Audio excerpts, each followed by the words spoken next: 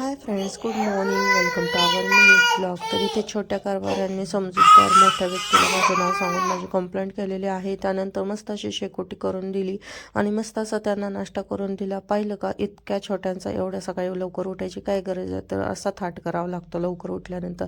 त्यानंतर मस्त पिठावरती सगळं फ्रस्ट्रेशन काढून नवऱ्याचा राग काढला आणि धपाधपा पीठ आपटून घेतलं.